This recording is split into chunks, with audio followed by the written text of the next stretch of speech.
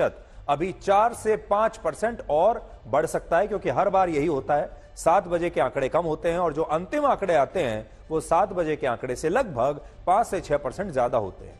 और अगर वही हिसाब, वही फॉर्मूला हम लगाएं तो इसका मतलब यह है कि दूसरे चरण में आज 70 से 71% वोटिंग हुई है, यानी ये उतनी ही होगी जितनी 2019 के चुनाव में हुई थी।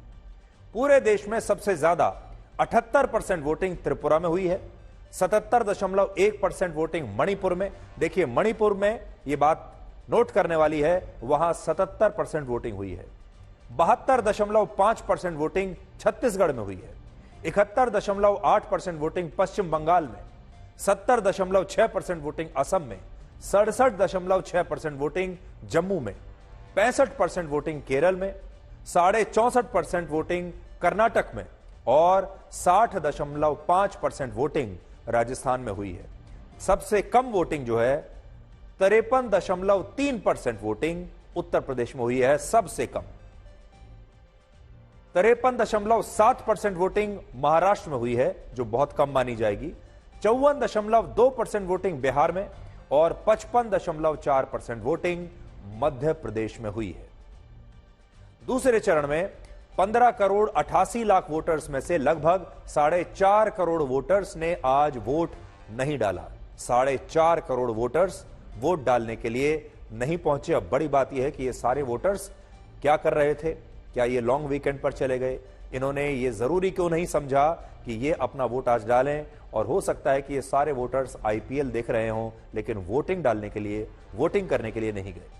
जबकि पहले चरण में 16 करोड़ 64 लाख वोटर्स में से लगभग 5.5 करोड़ वोटर्स ने पहले चरण में मतदान नहीं किया था। तो 5.5 करोड़ ने पहले नहीं किया और 4.5 करोड़ वोटर्स ने आज मतदान नहीं किया। लगभग अभी तक अगर आप देखेंगे तो 10-11 करोड़ वोटर्स ऐसे हैं हमारे देश में, 2 चरणों में ही, जो वोट डालने के लिए नहीं पहुंचे। और यह अच्छी बात नहीं है, इसलिए विश्लेषण तो हम आपको दिखाएंगे, लेकिन अपने दर्शकों से यह अपील जरूर करना चाहते हैं कि जो दूसरे देश हैं वहां पर लोग तरसते हैं कि उन्हें वोटिंग का अधिकार मिल जाए। दुनिया के ऐसे बहुत सारे लोग हैं और हमारे देश में आपको इतनी आसानी से वोटिंग का अधिकार मिला हुआ है, इसलिए लोकतंत्र में अपना ये रोल, अपना ये कर्तव्य जो है, ये आपको जरूर निभाना चाहिए।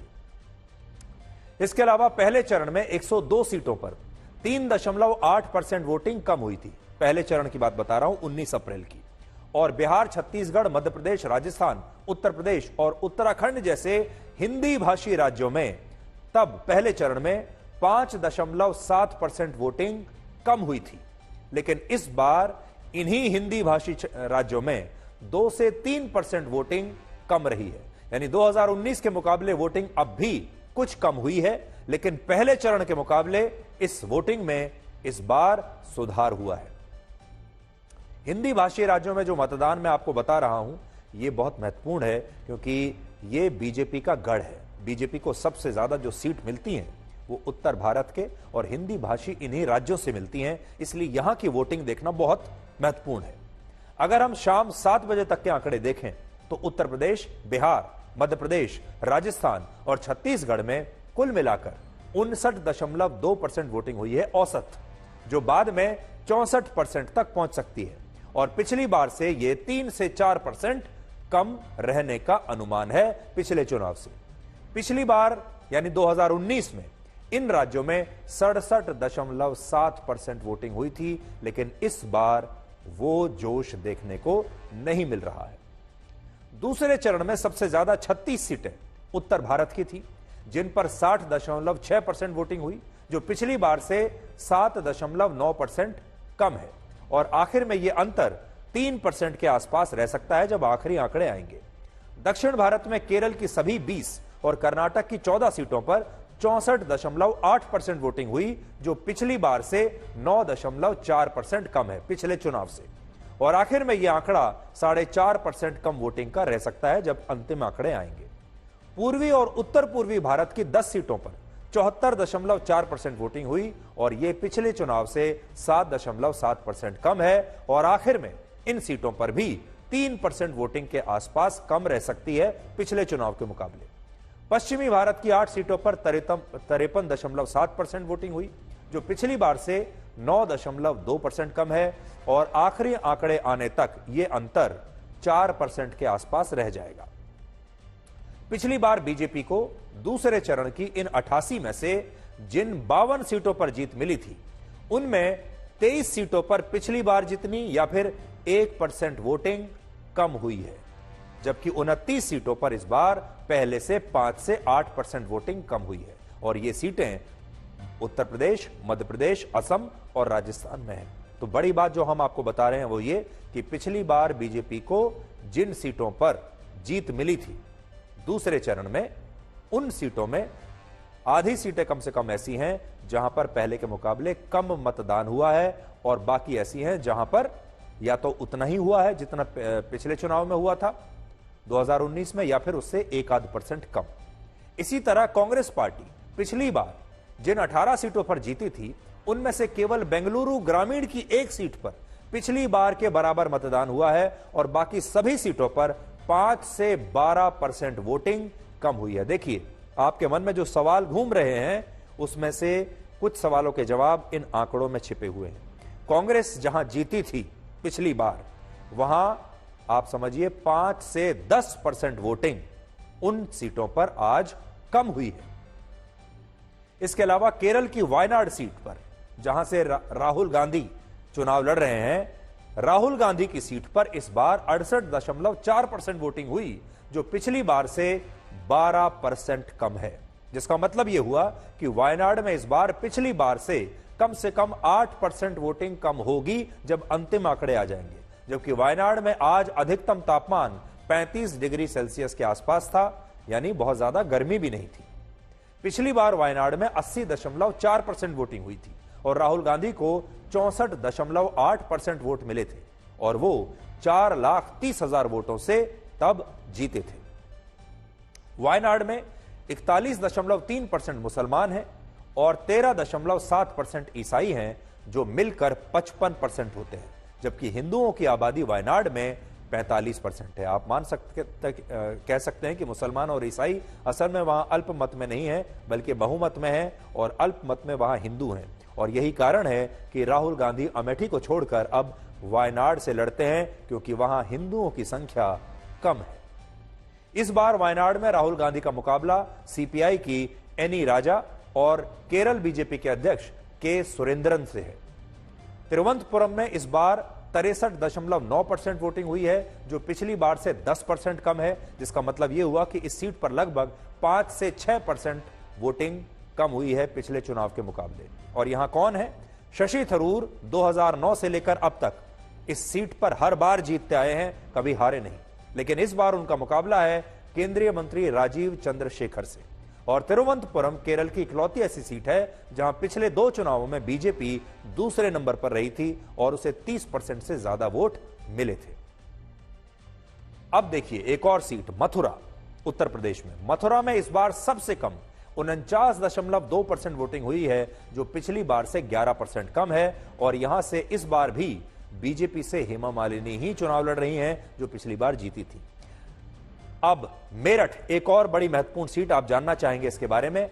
मेरठ में इस बार 55.4% वोटिंग हुई, जो पिछली बार से 8.8% कम है और यहां से अरुण गोविल बीजेपी के उम्मीदवार हैं, जो टीवी सीरियल रामायण में जिन्होंने भगवान राम की भूमिका निभाई थी।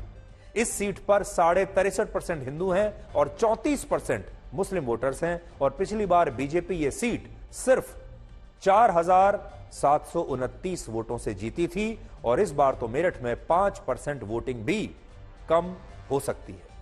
अमरोहा में इस बार 63.3% वोटिंग हुई है, जो पिछली बार से 7.5% कम है और यहां से पिछली बार बीएसपी के दानिश अली चुनाव जीते थे, जो इस बार कांग्रेस के उम्मीदवार हैं। दानिश अली वही सांसद हैं जिनके लिए बीजेपी नेता रमेश बिदूड़ी ने लोकसभा में अपशब्दों का इस्तेमाल किया था और अमरोहा में 50% मुस्लिम और 48% हिंदू वोटर्स हैं, यानी यहां भी हिंदू अल्पसंख्यक हैं। यानी जिस सीट पर मुसलमान हिंदुओं से ज्यादा हैं, उस सीट पर आज सबसे ज्यादा वोटिंग हुई है। दोबारा से मैं आपको दिखा देता हूं, जिस सीट पर मुसलमान हिंदुओं से ज्यादा हैं, वहां वोटिंग ज्यादा हुई है। जोधपुर में इस बार 63.3% वोटिंग हुई, जो पिछली बार से 5.5% कम है। अंतिम आंकड़े जब तक आएंगे तो यह वोटिंग 1% तक कम रह सकती है पिछले चुनाव से, या इस सीट पर पिछली बार जितना मतदान भी हो सकता है। और यह वही सीट है जहां से केंद्रीय मंत्री गजेंद्र सिंह शेखावत चुनाव लड़ रहे हैं। कोटा में इस बार 70.8% वोटिंग हुई, जो पिछली बार से 1% ज्यादा है, और यहां से लोकसभा के स्पीकर ओम बिरला चुनाव लड़ रहे हैं। राजस्थान के बाड़मेर में इस बार 71.9% वोटिंग हुई है, जो बाद में 74% तक पहुंच सकती है, और इस सीट पर पिछली बार से 1% ज्यादा मतदान हो सकता है। और यहां से केंद्रीय मंत्री कैलाश चौधरी चुनाव लड़ रहे हैं, और यह मुकाबला बड़ा दिलचस्प है। यह मुकाबला उनका हो रहा है रविंद्र सिंह भाटी से, जो एक युवा निर्दलीय उम्मीदवार हैं और जो अपनी रैलियों में भीड़ को लेकर अक्सर चर्चा में बने रहते हैं। कहा जा रहा है कि वो कड़ी टक्कर दे रहे हैं। बेंगलुरु दक्षिण में इस बार 49.7% वोटिंग हुई, जो पिछली बार से 4% कम है, और यहां से भी इस बार भी बीजेपी के तेजस्वी सूर्या चुनाव लड़ रहे हैं। इस सीट पर वर्ष 1989 के बाद से आज तक कांग्रेस एक भी चुनाव नहीं जीती है। बेंगलुरु ग्रामीण पर सीट पर 64.9% वोटिंग हुई, लेकिन जिस तरह से वोटिंग प्रतिशत अपडेट हो रहा है उससे लगता है कि इस सीट पर पिछली बार से 2 से 3% मतदान ज्यादा हो सकता है। और यह कर्नाटक की इकलौती ऐसी सीट है जिस पर पिछली बार कांग्रेस पार्टी जीती थी, और कर्नाटक के उप मुख्यमंत्री डीके शिवकुमार के भाई डीके सुरेश यहां से सांसद बने थे, और इस बार भी कांग्रेस की तरफ से वही चुनाव लड़ रहे हैं। मांड्या में इस बार 75.8% वोटिंग हुई, जो फिलहाल पिछली बार से 4.5% कम है, और यहां से जेडीएस के एचडी कुमारस्वामी चुनाव लड़ रहे हैं। छत्तीसगढ़ की राजनांदगांव सीट पर 73.5% वोटिंग हुई है, जो पिछली बार से 2.5% कम है अभी, और यहां से इस बार कांग्रेस के पूर्व मुख्यमंत्री भूपेश बघेल चुनाव लड़ रहे हैं। और सबसे महत्वपूर्ण राजस्थान की बांसवाड़ा सीट, मैं बताऊंगा यह महत्वपूर्ण क्यों है, पहले आप आंकड़ा सुन लीजिए। बांसवाड़ा सीट पर सबसे ज्यादा 71.9% वोटिंग हुई है, और बांसवाड़ा में पिछली बार से 2 से 3% मतदान ज्यादा रह सकता है। और यह इसलिए बहुत महत्वपूर्ण है क्योंकि प्रधानमंत्री मोदी ने 21 अप्रैल को इसी बांसवाड़ा की रैली में यह बयान दिया था कि कांग्रेस लोगों का पैसा, सोना और महिलाओं का मंगलसूत्र छीनकर घुसपैठियों और ऐसे लोगों में बांटना चाहती है जिनके ज्यादा बच्चे हैं। और इसी भाषण में उन्होंने कहा था कि पूर्व प्रधानमंत्री डॉक्टर मनमोहन सिंह देश के संसाधनों पर मुसलमानों का पहला हक मानते थे, और तब हमने आपको वर्ष 2006 का डॉक्टर मनमोहन सिंह का वो बयान दिखाया था जिसमें उन्होंने ये बात कही थी।